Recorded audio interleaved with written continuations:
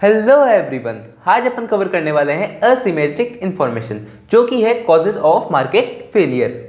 इससे पहले वाली वीडियो में अपन ने और भी causes of market failure cover किए हैं। अगर आपने वो वाली वीडियो नहीं देखी हो तो आप आई कार्ड पे जाके चेकआउट कर लेना ताकि आपको उसकी भी नॉलेज मिल सके।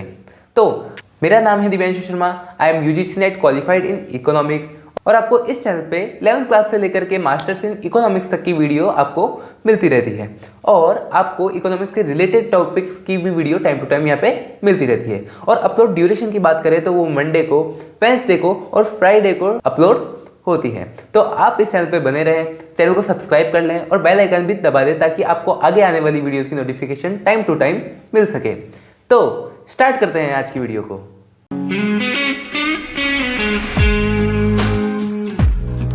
स्टार्ट करते हैं अपन असिमेट्रिक इंफॉर्मेशन से जो कि मार्केट फेलियर का एक कॉज है। इससे पहले वाले कॉज भी अपन ने कवर कर लिए हैं, आज भी एक न्यू कॉज है जो अपन कवर करने वाले हैं। तो असिमेट्रिक इंफॉर्मेशन क्या होता है, कैसे मिलता है, कैसे नहीं मिलता है, जो भी चीज़ है अपन वो डिस्कस करते हैं।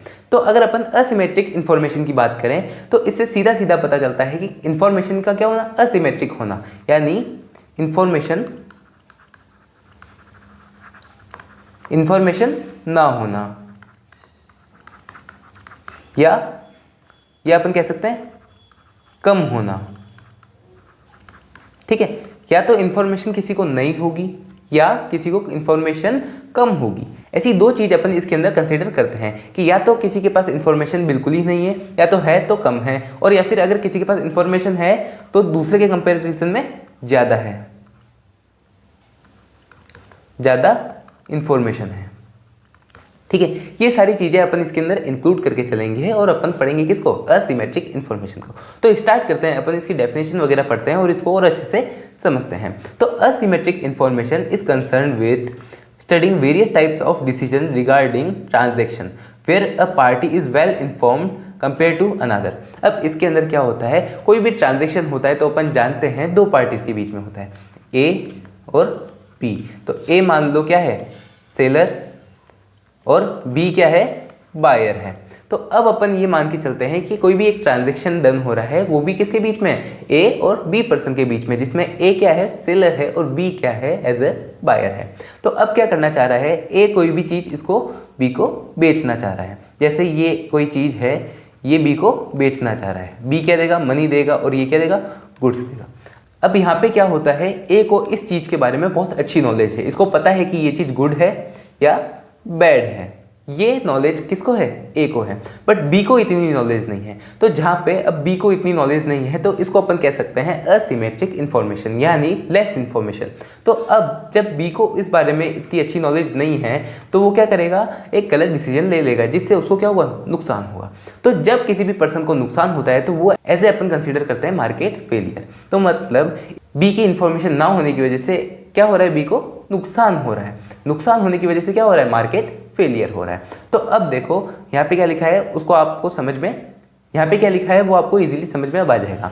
तो असिमेट्रिक इंफॉर्मेशन क्या करते हैं, ये कंसर्न है किससे, studying various type of decision से, मतलब कोई भी पर्सन जो भी डिसीजन ले रहा है, यानी बी कोई भी डिसीजन ले रहा है उससे कंसर्न करती है, मतलब उस चीज को देखती है। ठीक है, डिसीजन कोई भी रिगार्डिंग किसके हो सकता है, ट्रांजैक्शन के रिगार्डिंग क्या हो सकता है, डिसीजन हो सकता है। और उसके अंदर क्या है, ए पार्टी वेल इन्फॉर्म्ड है, मतलब कोई भी पार्टी उसमें से, दोनों पार्टी में से एक पार्टी क्या है, वेल इन्फॉर्म्ड है, और दूसरी पार्टी उसके कंपैरिजन में कम इन्फॉर्म है।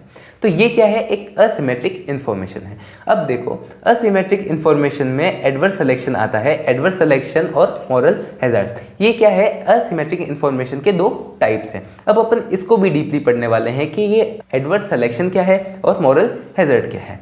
अब इसको वन बाय वन समझते हैं। सबसे पहले बात करते हैं एडवर्स सिलेक्शन की। तो इसके अंदर आप ये देखो, ये एक फेमस एग्जांपल है कि जैसे यहाँ पे क्या है, बहुत सारी कार खड़ी है।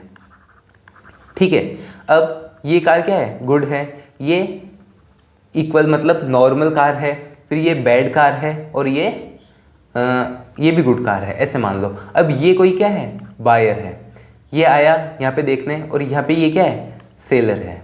ठीक है, ये सेलर है। अब ये क्या करना चाह रहा है, ये बेचना चाह रहा है। अब इसको पता है कि मैं वो चीज़ बेचूं जो चीज़ बेकार है। अब इसको इतना आइडिया नहीं है, ये क्या एज ए न्यू कंज्यूमर है, ये पहली बार कार खरीदने आया है, तो अब क्या करेगा, ये इस बैड कार को एज ए गुड कार बता करके क्या करेगा, इसको सेल कर देगा। तो एक तरह से ये क्या हुआ, एडवर्स सिलेक्शन यानी बैड सिलेक्शन किया गया। किसकी वजह से, एज ए असिमेट्रिक इन्फॉर्मेशन की वजह से एक बैड सिलेक्शन हुआ। किसके द्वारा, बायर के द्वारा। तो यही क्या है, एडवर्स सिलेक्शन है। एडवर्स सिलेक्शन अकर्स, ये कब अकर होता है, when A party makes a decision based on the limited और इनकरेक्ट इन्फॉर्मेशन। अब जो ये पार्टी है, ये जो ए पार्टी है, ये क्या है, एज ए बायर है। अब ये डिसीजन किस बेस पे ले रहा है, कोई लिमिटेड इन्फॉर्मेशन है कि इसने बता दिया कि देखो इस गाड़ी की दिखने में कितनी अच्छी है, देखो कोई भी स्क्रैच वगैरह नहीं है, ऐसी कोई चीज़ें नहीं है, गाड़ी भी अच्छी चल जाएगी, ऐसे इन्फॉर्मेशन के बेस पे इसने क्या किया, डिसीजन लिया। तो मतलब लेस इन्फॉर्मेशन के तौर पे इसने डिसीजन लिया। अब इसका इंजन कैसा है, कैसा माइलेज दे रही है, कैसा नहीं दे रही है, उसको ये सारी चीज़ें पता नहीं है। तो एक तरह से क्या है, इसके पास लिमिटेड इन्फॉर्मेशन है। या और अपन ऐसे कह सकते हैं कि इसने बोला कि देखो ये, इसने बोनट उठा के भी दिखाया और कहा कि देखो इंजन कितना साफ है, प्रॉपर है, आपको कोई दिक्कत नहीं आएगी। तो वो एक तरह से क्या हो गई, इनकरेक्ट इन्फॉर्मेशन हो गई। तो लिमिटेड इन्फॉर्मेशन के चलते या फिर इनकरेक्ट इन्फॉर्मेशन के चलते अगर बायर कोई भी गलत डिसीजन लेता है तो उसको अपन क्या कहते हैं, एडवर्स सिलेक्शन कहते हैं, या फिर अपन उसको क्या कहते हैं, एक बैड डिसीजन कहते हैं।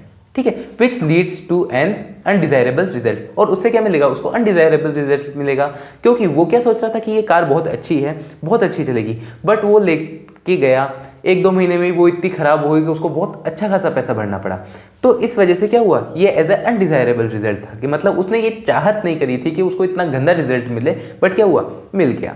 फिर उसके बाद अगर अपन बात करते हैं मॉरल हैजर्ड की, मॉरल हैजर्ड्स में क्या होता है वो देखते हैं। तो moral hazard occur when an individual takes more risk because they know that they are protected due to another individuals bearing the cost of those risk. इसके अंदर क्या होता है, अपन एक एग्जांपल ले सकते हैं, वो कैसे,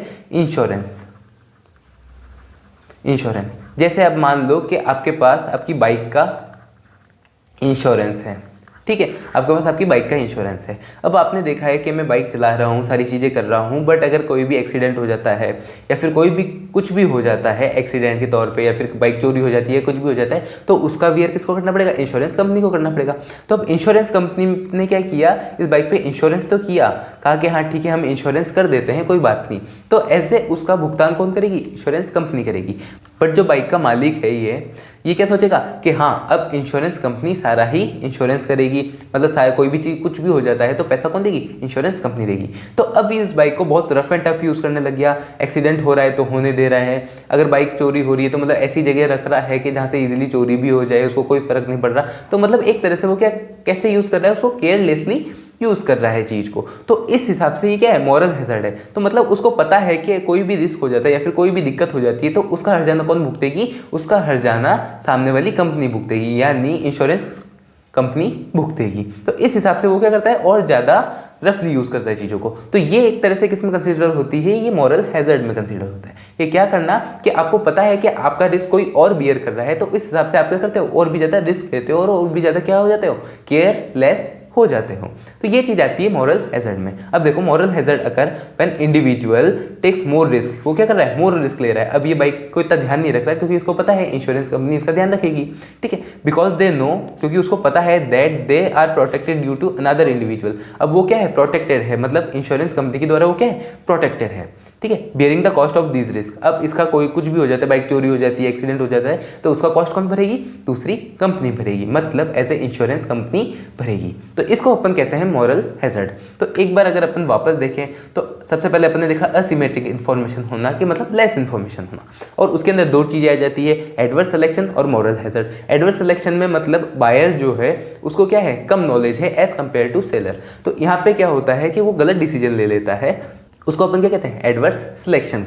और फिर अपन बात करते हैं मॉरल हैजर्ड की। तो मॉरल हैजर्ड में एक कंपनी होती है जो दूसरे इंडिविजुअल का रिस्क बियर कर रही है। तो अब उस कंपनी को ये नहीं पता है कि वो सामने वाला कितना केयरलेस होगा, ठीक है। तो ये एक तरह से क्या है, असिमेट्रिक इन्फॉर्मेशन है इंश्योरेंस कंपनी से, कि मतलब इंश्योरेंस कंपनी को नहीं पता है कि वो सामने वाला कितना केयरलेसली यूज़ करेगा उस चीज़ को, और वो क्या कर रहा है, सामने वाला और ज़्यादा केयरलेसली यूज़ कर रहा है। तो उस केयरलेसली यूज़ करने की वजह से उस कंपनी को क्या होगा, नुकसान होगा। उसको अगर गाड़ी चोरी हो जाती है, एक्सीडेंट हो जाता है, तो उसको क्या करना पड़ेगा, उसका हर्जाना भरना पड़ेगा, ठीक है, तो ये चीज़ आ जाती है असिमेट्रिक इन्फॉर्मेशन में, एडवर्स सिलेक्शन और मॉरल हैजर्ड। तो होप आपको ये वीडियो समझ में आई होगी, अच्छी लगी होगी। अगर आपको ये वीडियो समझ में आई हो, अच्छी लगी हो, तो वीडियो को लाइक कर देना, चैनल को सब्सक्राइब कर देना। कोई भी डाउट हो, क्वेश्चन हो तो आप कमेंट बॉक्स में इजीली पूछ सकते हैं।